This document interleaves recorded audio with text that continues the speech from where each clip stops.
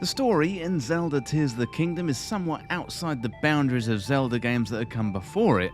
Well, today I want to have a closer look at this story in the game, plus also have a look at the ending in some detail and explain what it means. Well, before we get into things today, this is a major spoiler warning for the story in Tears of the Kingdom. I'm going to be discussing the story plus the ending, so if you haven't played the game to its conclusion yet, click away now. Otherwise, you will be spoiled.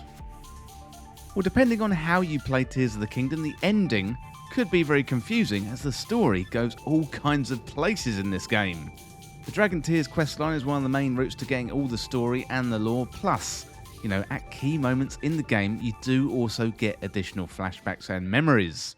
The story goes into some detail about where Princess Zelda is, also the Master Sword, and adding some detail into Ganondorf's backstory as well. And if you missed any of the memories or the cutscenes, then you can catch up here. As you approach the end of the game, Link jumps down the chasm below Hyrule Castle to take on Ganondorf one-on-one. And Ganondorf was originally sealed away by King Rauru, who helpfully gave Link his new arm at the start of the game, and also the 6 other sages as well. But before Ganondorf was able to escape, being sealed away at the very start of the game, when we saw Link and Zelda exploring the underground. So playing through Tears of the Kingdom's main questline takes us to all 4 corners of Hyrule, helping out with the anomalies of each race, the Rito, the Goron, the Gerudo, and the Zora. And by helping out each race, we gather our own set of sages, descendants of heroes past, to help Link take on Ganondorf in the present time, calling back to an ancient battle against the Demon King himself.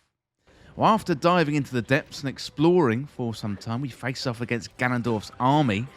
Once Link and the sages dispatch them, then it's time to meet Ganondorf face to face.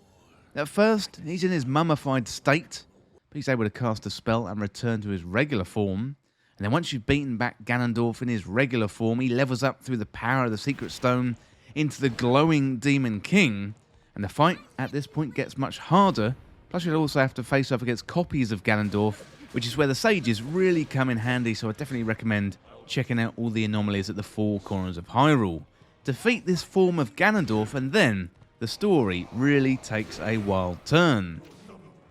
This is where we have to go back to the main Dragon's Tear questline to understand exactly what is going on. It was a forbidden act to consume a secret stone, as the person who does this then turns into an immortal dragon. But you lose yourself, and also your memories, who you are. It is all gone in an instant. Ganondorf understands he's not going to be able to defeat Link, so he eats the secret stone, and he turns into his dragon form, taking Link with him high into the sky for that final battle. Well, Link isn't alone to take on Dragon Ganondorf. The Light Dragon, or Princess Zelda, swoops in to help Link in his final battle. Now, this part of the story can be a little bit confusing, so if you unlocked all of the memories by visiting the glyphs in the game, then you're going to get an additional memory to explain what exactly happened to Princess Zelda. The secret stone Princess Zelda found at the start of the game sent her back in time, all the way back to the time of the first king and queen of Hyrule, and also to the time of the Zonai as well. Once there, Zelda helped King Rauru and the sages face off against Ganondorf, eventually sealing Ganondorf away in the imprisoning war. The broken Master Sword was also sent back in time to meet with Princess Zelda, where over centuries it would heal itself bathed in the sacred light provided by Princess Zelda. Zelda didn't know how to get back to her own time other than eating her sacred stone and turning into an immortal dragon herself.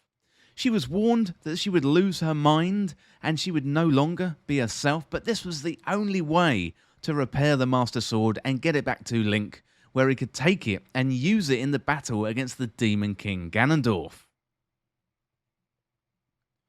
Well, that means Princess Zelda has been flying around the sky as the Light Dragon this whole time, for potentially thousands of years.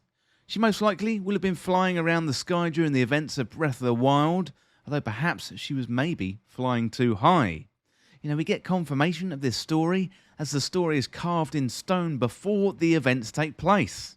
At the start of the game, we see the story of Rauru, Sonia, Ganondorf and Zelda carved into stone.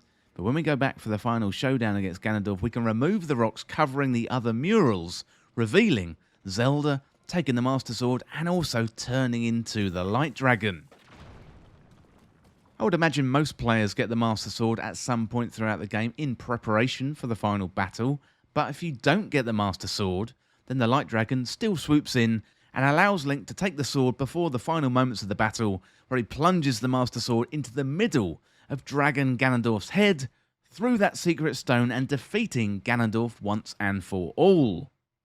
Well, the main issue after Link defeats Ganondorf is Princess Zelda is still a dragon. Rauru and Sonia appear as spirits to channel their powers through Link, and Rauru has the power of light where Sonia has the power of time, and Zelda, well, she has a little bit of both.